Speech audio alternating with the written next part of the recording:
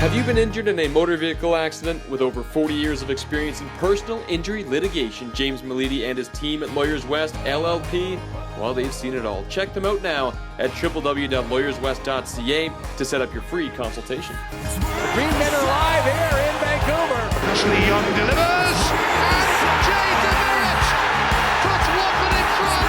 The shot! It's worth the shot.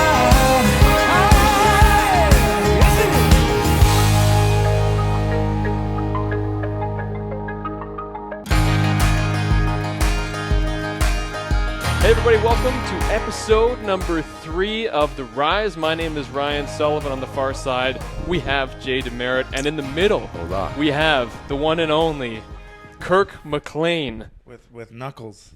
Yeah. That your dog took out on me. Yeah, I'm sorry.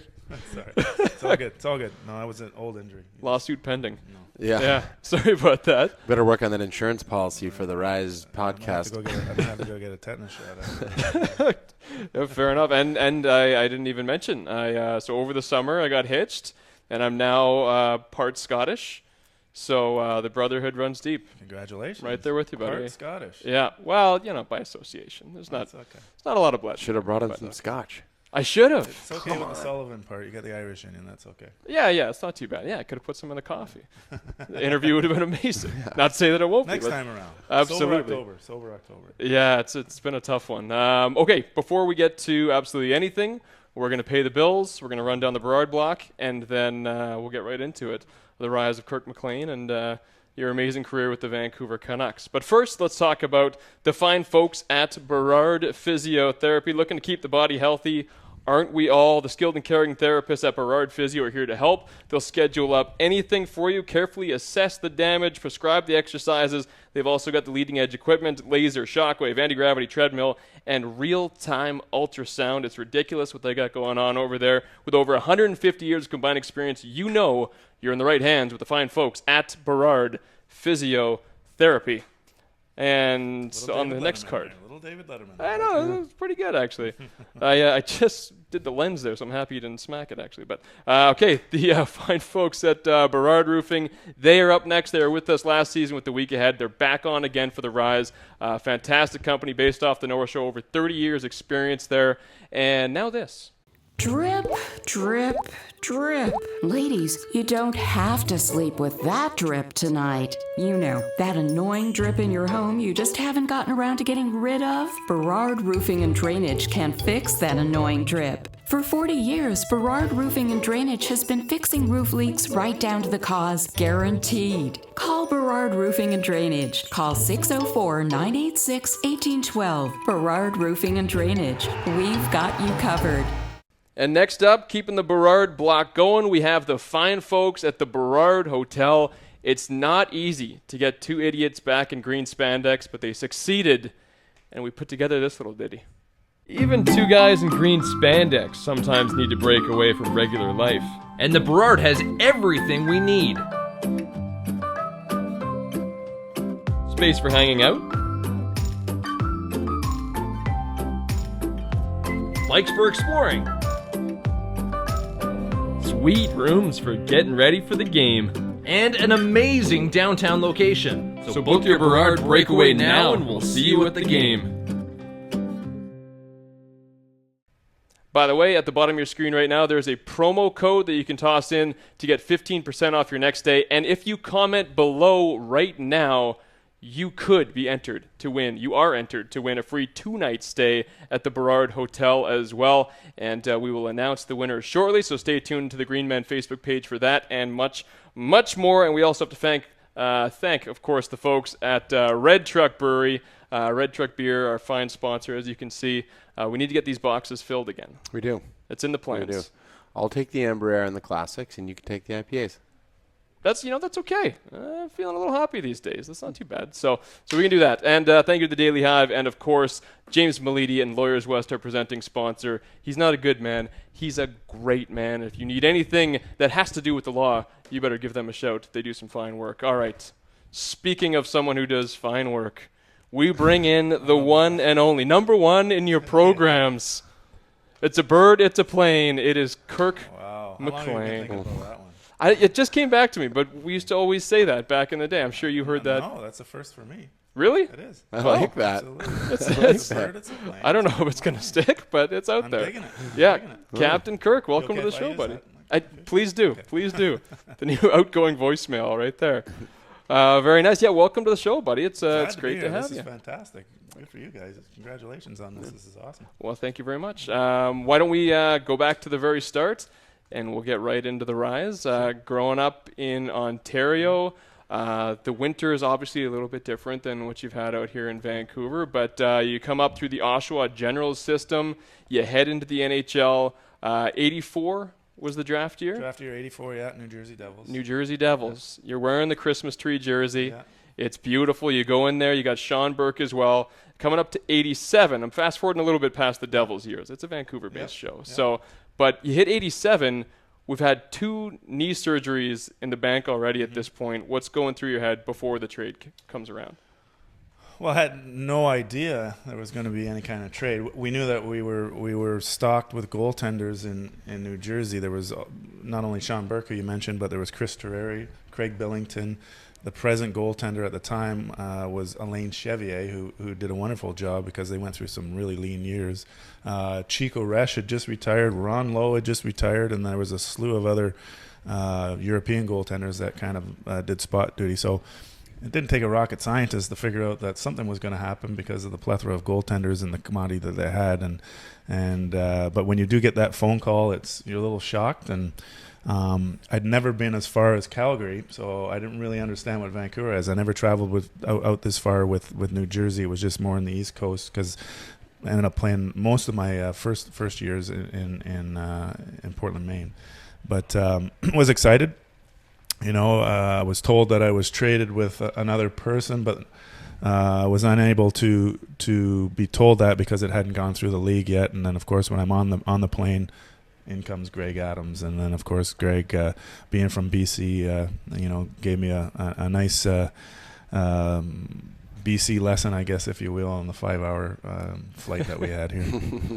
Very nice. Now, I mean, you come to a new town. It's a fresh start. Yeah. Like I say, you're a young goaltender. You haven't really made your mark just yet in the league. What's going through your mind here? I mean, you're entering a new situation in Vancouver. They went to the Cup Final in '82, but the Canucks just traditionally have not been the most successful franchise. What do you think? Is there a lot of pressure going into this? Well, there was, yeah. I mean, I was still young. I was only 21 years old at the time. And I didn't really know what to expect. I was just going into camp. Like I said, I was just coming off another knee surgery. So I just wanted to make sure that I was healthy enough to get through the camp. And we went over to Duncan. We had camp over in Duncan. We were celebrating the big hockey stick that was just put up. The Cowichan Capitals arena there. Yeah, exactly. So it was a big deal for that, and then we had Tretiak come in to run a few sessions, goaltender sessions, which was kind of exciting. Obviously watching him as a kid through the Summit Series and the 72 Series and games that he played over here when the Red Army came over and played. So exciting times. New management. Pat Quinn was just signed as president GM at the time. Bob McCammon was coming as the coach, and Brian Burke, who I saw quite a bit on the East Coast because he was a player agent, came in as the assistant general manager. So everybody was for new. Maine at He one did. point too, didn't he? Maine at the time he played was Philadelphia Flyers Farm Club. So we still had that same colors in Maine. The Maine Mariners we were called. So I saw him quite a bit because he not only had a place in Portland, along with Bob McCammon, who I saw a lot, who was scouting for Edmonton at the time. Berkey had a few clients on the team, so he was there all the time. But he was a Maine Mariner himself. And now, I mean, Jay can attest to coming back from injury in a professional career. Not the easiest thing to do. If you're playing in the NFL, you have 2 knee surgeries. Right. You're running back. That could be a death sentence. Well, I mean, being young enough at the time, hopefully your body's a little bit stronger and can heal a little quicker or a little better than as if you were when it's already worn down in your later years. But they gave me a lot of time. They obviously saw something in me, and they wanted to give me as much chance as possible to make the team.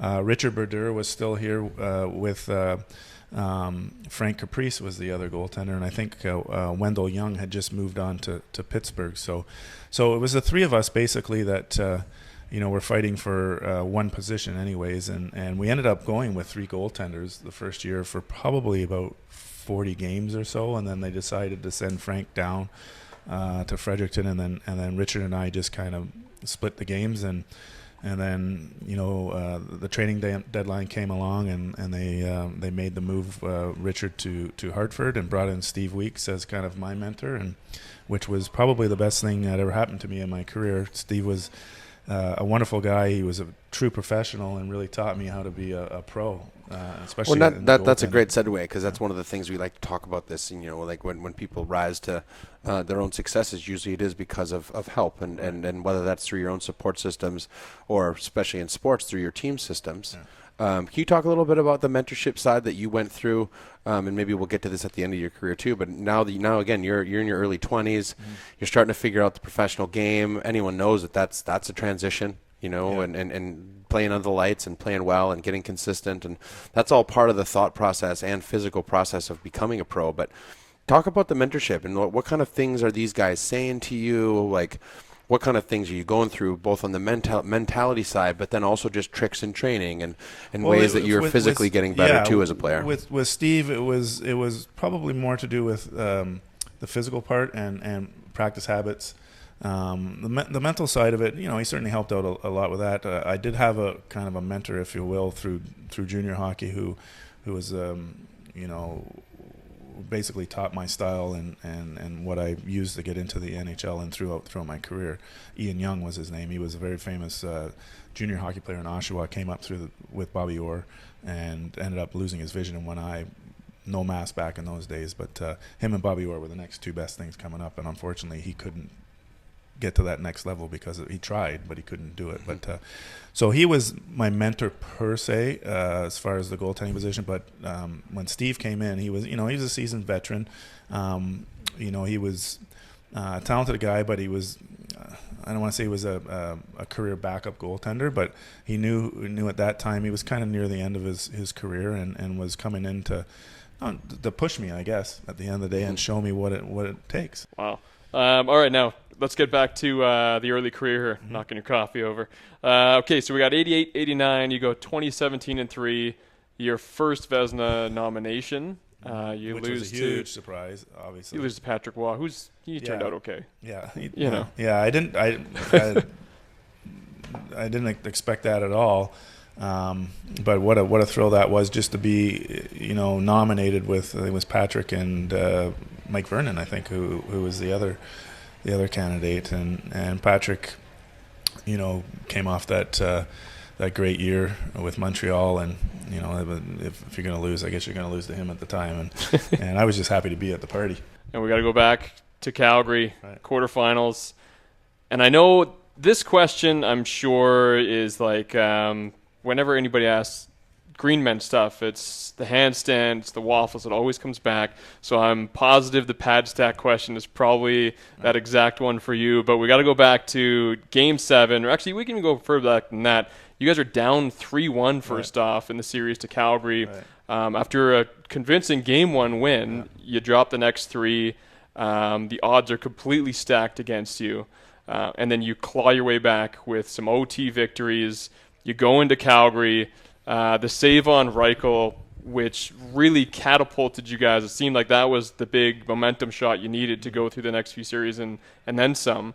But when you go down and make that save, did you even in the slightest comprehend or think that this is going to be the save that makes my career? That type of save for me back then, we were taught that as kids, the two pads, that it's a desperation move, right? I mean, it was Theo Fleury that had the puck coming down on it was Yerke. That was kind of, it was a 3-on-1 on Yerke. But Jeff Courtnall, bless his heart, was for the first time ever busting his rear end to get back.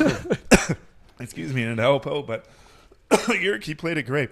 I mean, there's nothing much you can do other than try and take the pass away. But with Theo, such a talented guy that a low center of gravity, was on his off wing, had plenty of options. Shoot it. He could come across and deke me.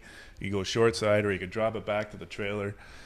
You know, I was lucky enough to read that he was passing across, and I timed it, and I think, you know, at the point on Reichel's point, it was pretty close to the goal, so it was probably maybe a little bit tough for him to get it up. But if you watch close, my timing of my one toe was right there at the same time. So, you know, it happens. Stuff like that happens, and it was, again, a desperation move. But a defining moment for me, without a doubt, in my career. But there was a lot of stuff that led up to that save that, you know, may not have happened because of what happened before. You know, Greg Adams scores a massive goal with 3 minutes left to tie the game up in the third period.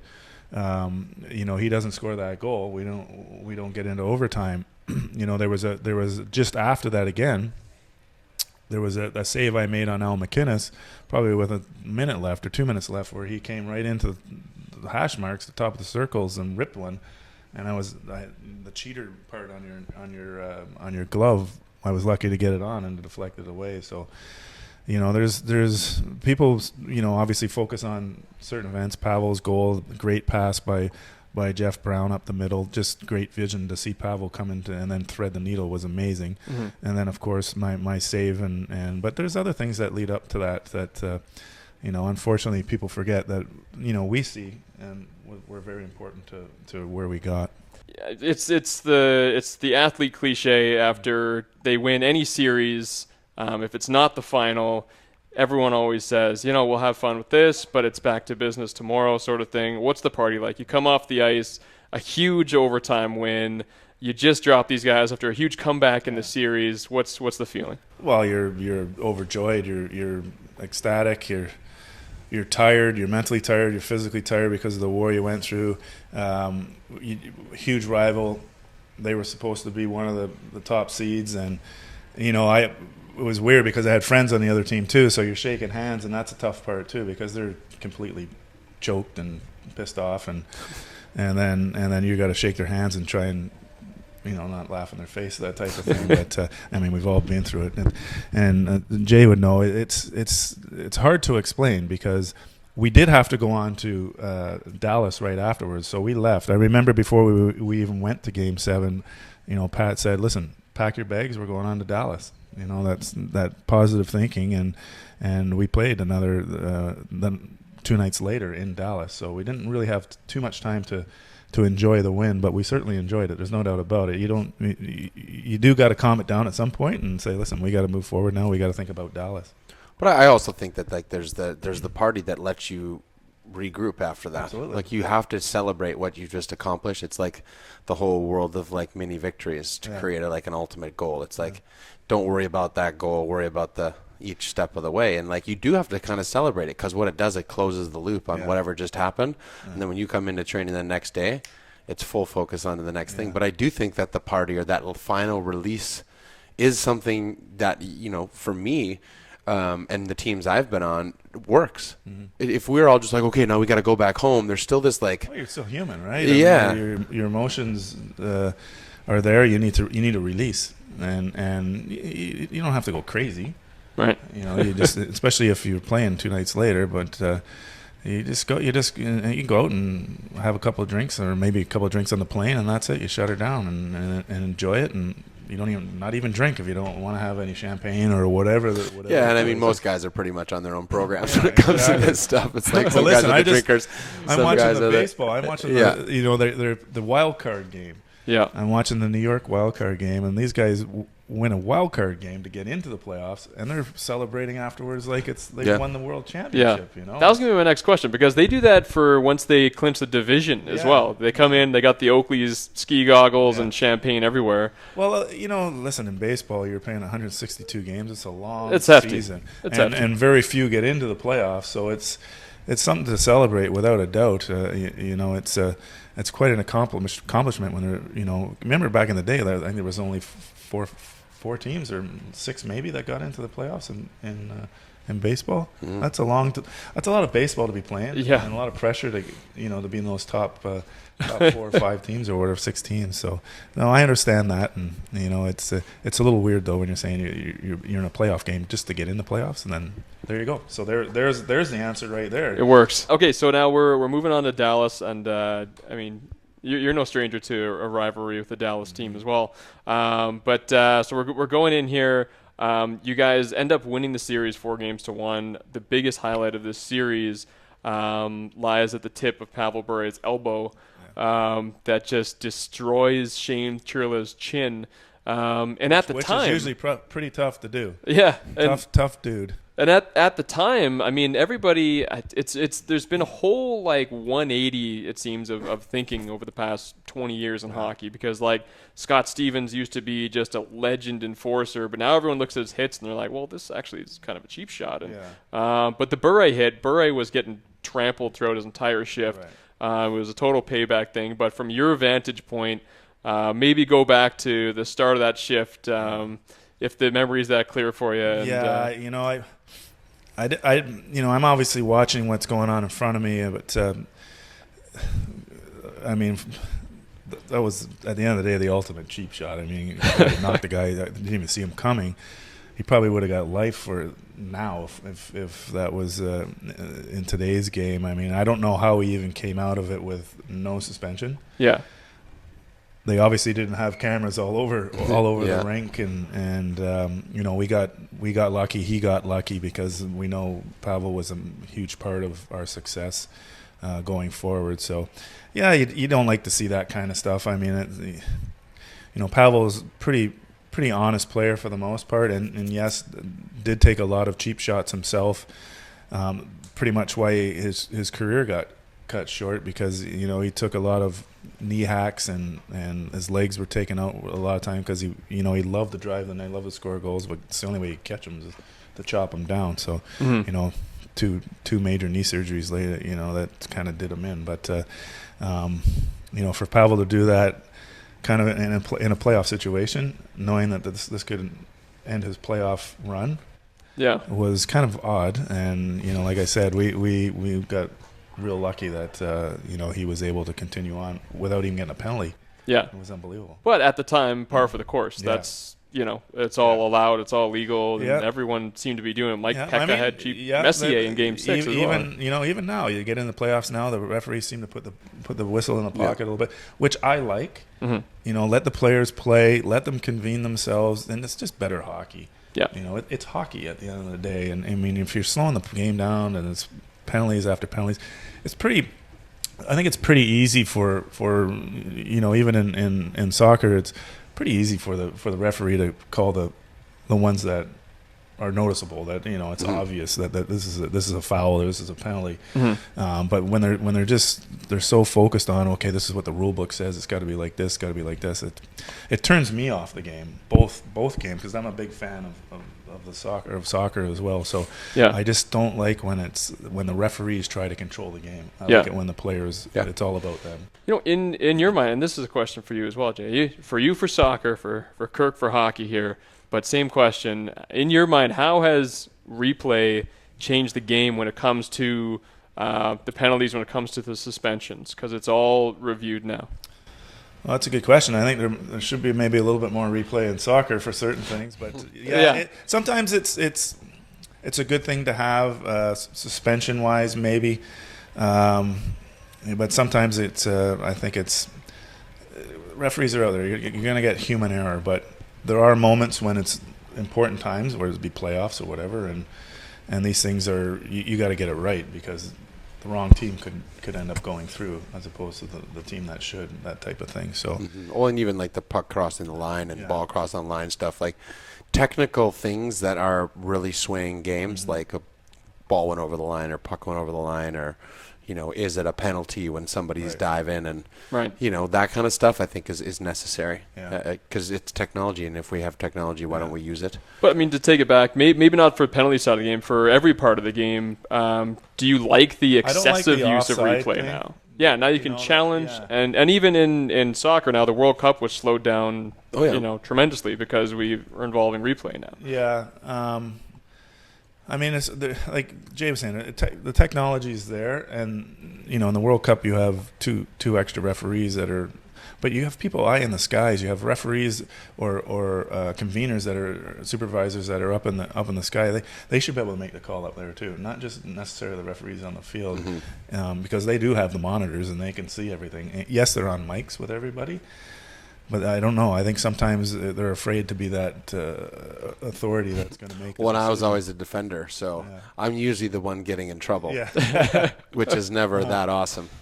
Usually it's at my disadvantage to not be able to, push a guy in his knee like I used to, or disrupt rhythm from a goal scorer or something like that. And by no means cheap and dirty. That's totally different. Because I like that cameras can catch that stuff now, because it's taken a lot of that embellishment out of the game. There's nothing wrong with a little physical play. You got to fight for your goal. It's hard enough being a defender. That's what I'm saying, or a goalkeeper, and to not have all these other advantages now to them. We all love offense, scoring. It's all about that. Everybody wants to see goals, and but yet they'll complain because they're getting scored on. Right. But defense is I always use the phrase the best offense is the best defense. Best defense, best offense is. But most people go, well, the best offense is when you have the. Yeah, it is, but you got to keep it out of your own zone. You keep it out of your own zone, guaranteed. If you have people that can put it in the other net, more often than not, you're going to win hockey games, because they're going to score the big goals for those limited chances that they may get. And then you're going to force the other team to open up, and then they're going to get a lot of chances the other way. Yeah. That's my theory on it, and but goals sell sports, hockey, baseball, basketball, it's points basically sells, and this is how people are getting these huge contracts. All right, I'm going to segue that because the Canucks going into the playoffs. Yeah. We'll circle back. Okay. 279 goals for, 276 against. So by no means are you blowing the doors off the league here, and you find yourselves in the conference final for yourself against a team that you grew up watching and idolizing as an Ontario kid. And what's amazing is all the while, like when I grew up, of course, through this series and through many years here in Vancouver, and you just think as a Vancouverite, there's this huge rivalry with Toronto because we're both the two main powers of the country.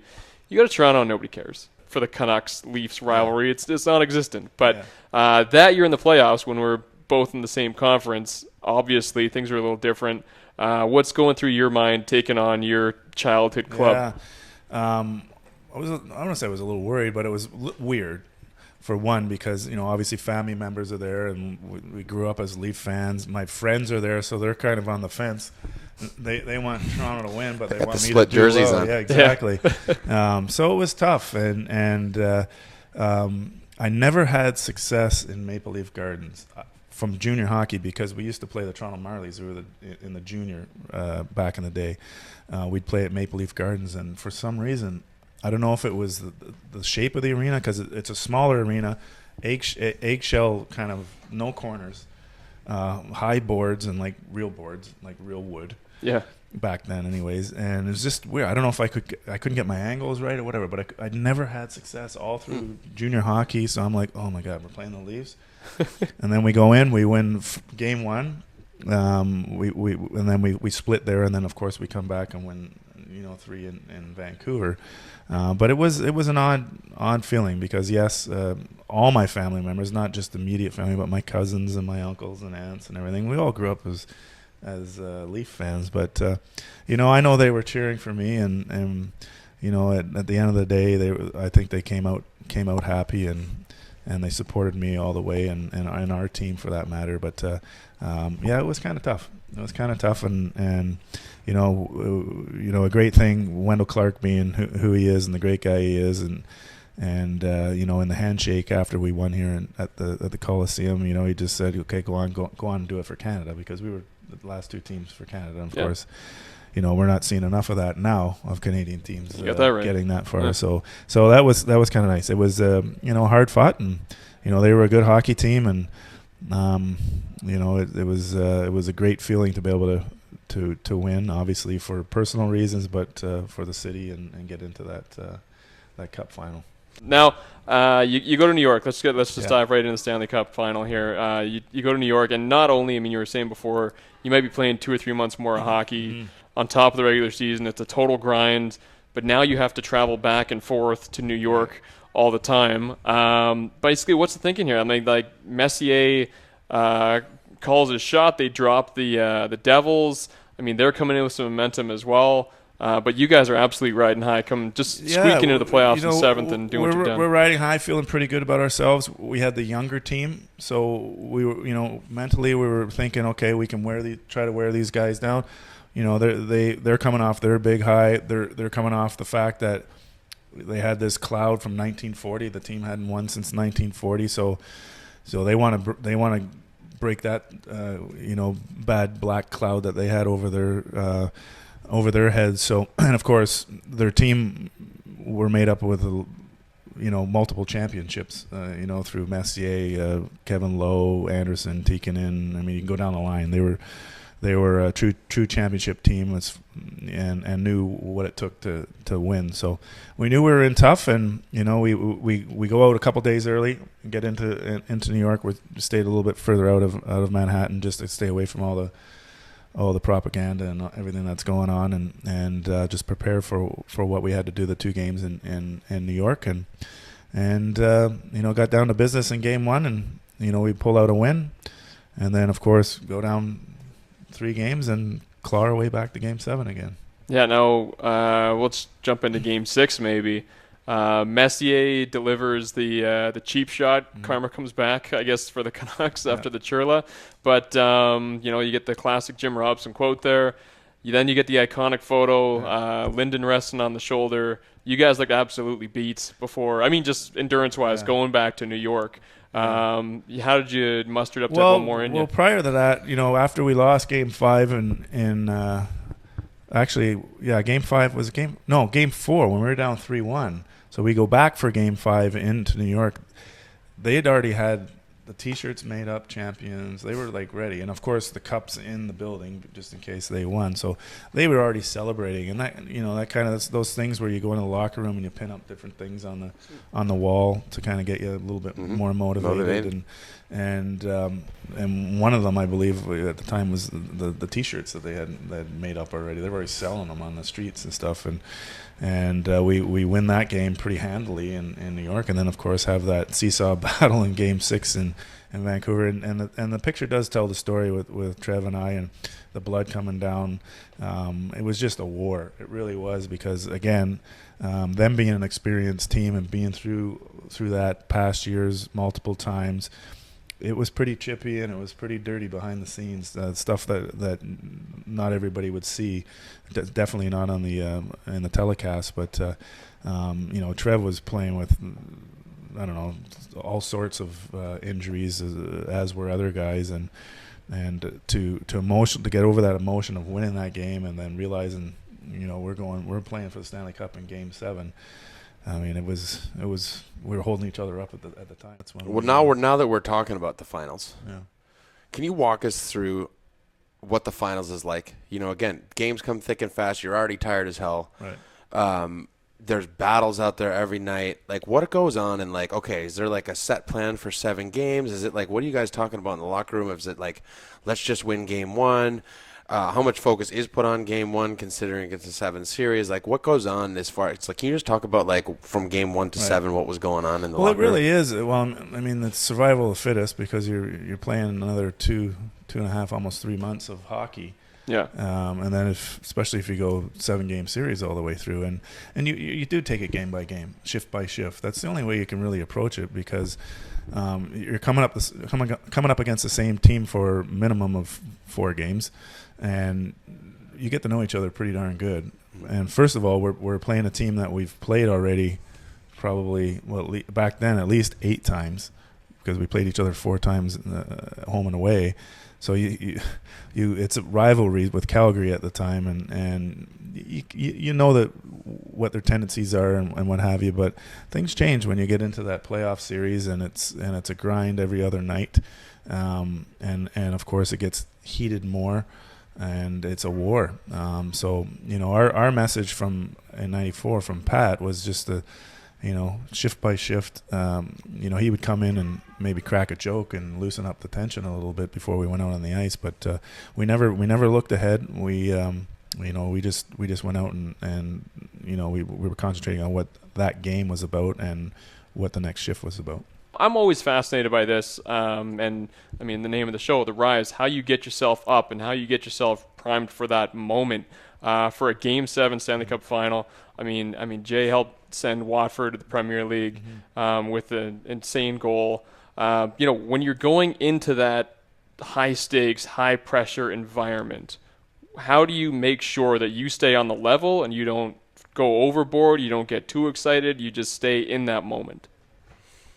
I think for me it was always about, you talked about it, levels, and I think turning nervousness into excitement based on my perspective was always what I tried to do. So, you stand in the tunnel and you're standing next to these world-class players, and you start thinking about all the millions of people that are watching on TV in a World Cup or a playoff final or something like that. And instead of like psyching myself like down, like, oh God, what if I make a mistake or everyone's watching, or what if things go wrong? It was always for me about like just kind of reminding myself that I get to be the guy to stand in the tunnel. I get to be the guy that gets to take this person on or play against this team or play against this world-class player. So, I should be excited about that because I'm the lucky one. I'm the fortunate one, not the one that should be scared because I did enough, I've done enough to deserve this opportunity. So for me, that was always it, turning that nervousness into an excitement that I get to be that person instead of I have to go out there and do this and what if I make a mistake kind of mindset. Well, that's exactly right. I mean, we all get to that level. Everybody wants the ball or wants the puck, wants to be that guy, wants to take on that responsibility of being a game changer. I mean, I think that separates the good ones or the great ones to just the average player. They're not afraid to make a mistake. They're not afraid to be the guy that misses or whatever. They can handle that if it doesn't happen. And again, for me, it was the same thing. I was always if the nerves would come in away from the rink, believe it or not. So it would be the lead up to the game. But as soon as I got to the rink, whether it be pregame skate or the game night, getting there a couple hours before or 2.5 hours before, it's the drive in, and after you wake up from your nap, because you start thinking, right? You're visualizing and you're thinking of different situations, and that's the nerves because it's out of your control. But as soon as you get to the rink, everything you're in control of everything. You're in control of your own destiny, and you're around the guys. So you're loose and you're having fun and you're thinking about the game, but you're not, if that makes sense. Then you get out on the ice and now you're in your domain. You're getting shots. You're feeling that puck, and then game time. National anthems go off. You're getting pumped because the crowd's going nuts and you're enjoying the moment. So there's a little bit of nerves that come in, and then you're like, okay, give me a long shot for me. Give me a shot from like the other blue line just so I can feel the puck. I always hated a first class chance or a high percentage chance right off the bat. Those were the toughest things to do for me as a goaltender to get into the game. And I always wanted somebody to just like send a wrister or something from the blue line just so I could feel the puck, and then boom, it was okay. But it was away from the rink that the nerves set in for me. But when I got to the rink, it's kind of I'm in control now, or we are in control, and we can use it and feed off each other and calm everything. That's pretty cool. So I'll let you take it away. Well, yeah, and one of the big things that we do to finish a show, again, this is a show called The Rise. We like telling feel-good stories and believe in it stories and stories of professionalism. And when we have a pro on, which is all we have on, is we like to say, what are your rise and shine rules? What are some of the lines that you've lived by for your life, to your own successes? What are some of the keys to your code that made you into the successful person that you have been? Wow, that's a tough question. We're getting deep. Yeah, it is deep. Well, I think having fun. I preach that all the time. If you're not having fun at the game, you're only hurting yourself and you're hurting your teammates or the people around you. It's a game. Yes, we were lucky enough to make a living out of it, and some of us a real good living out of it. But at the end of the day, you got to go out there and enjoy what you're doing. You got to enjoy your teammates. You're not necessarily gonna. It's like any kind of work. You're not necessarily gonna get along with everybody, but you're in a team sport anyways. Your common goal is here, and everybody's got to be on the same page to get it. So go out and have fun and enjoy yourself. Always, like I said, Steve Weeks taught me how to work hard, respect your management. They're there for a reason. Listen to what they have to say, because you're always learning. I'm still learning the game today, both the game and the goaltending position. Stick together. Stick together as a team. I'm talking team sports, and believe in yourself. I mean, you get to that pro level. You're there for a reason, not by fluke. You've earned the right, and you've worked your tail off to get there, and just enjoy the moment, and be proud of yourself, and do it as long as you can until they kick you out. That's right. That's the number one thing, the number one pillar we use for our youth program, for the Rise and Shine program, is first pillar, belief. You have to believe that you're going to go out and do that. Otherwise, what's the point? Yeah. You're there for, like I said, for a reason. You're good. You have potential to be great, and just study your craft and have fun and work hard at it. Very nice. Well said. You can see Kirk, of course, spying down from the top of Rogers Arena. 82 game, spying down, 41 games a year. Walking around the arena. I was going to say the Ring of Honor, but maybe also spying down. Okay, thank you. Yeah, I'll take that one. The photo at the top, the 2010 induction. Congrats again on that, of course. Appreciate it. Thanks for having me on. This is great. This is good. This is great for you really guys. Appreciate it, man. Thank you so much. Pleasure. Great, Pleasure. Thanks. Great interview. Okay, well, there you go. Kirk McLean. We'll see you again in 1 week. Thanks so much for joining us.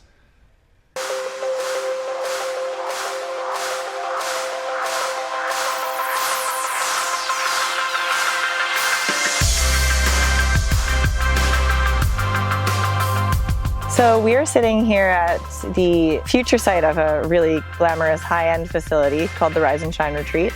Currently we are kind of bootstrapping it with some tents that we've set up to be glamorous campsites, aka glamping. They make perfect accommodation for kids who are joining us for Jay's captain's camps. Well, I think for us, half of this is about the mentorship program. It's not actually about soccer. The sport is why we're all here. But the mentorship is truly about what skills can we present to these kids and really start to give them an idea of what other successful people are doing in this world. And we have fun little competitions, but we always try to walk them out in the mentor's shoes, because that's truly how these kids can learn. So we feel it's really important to make sure that they are able to identify their other skills and strengths, and particularly passions. It's not just kids coming up and being coached by somebody in their particular sport. It's kids' eyes being open to the multitude of possibilities and potential for success beyond the field. The idea is to create well-rounded individuals through this program. And then the other side of it is, we have all of these athletes who have transitioned out of sport, or entrepreneurs who have moved on or changed their focus and transitioned out of whatever their career path had been. And it's cool to provide an opportunity for them to be part of it. To see kids grow and to see kids actually participate in these kind of activities is truly, for me, the biggest benefit I get out of it all, because I can see them physically developing right in front of our eyes. We've been at the highest echelons of high performance, but we've also, we're normal people, we're relatable people, just like everybody else. And we have this rare ability to now create the platform to understand what that means, to support each other, to bring back community in not only in our kids, but as adults, and help each other. I think that, when you achieve success as an athlete and you are so appreciative of all the people who put so much into it, it's only natural that you'd want to sort of turn around and share what you've learned and your experiences with the next generation.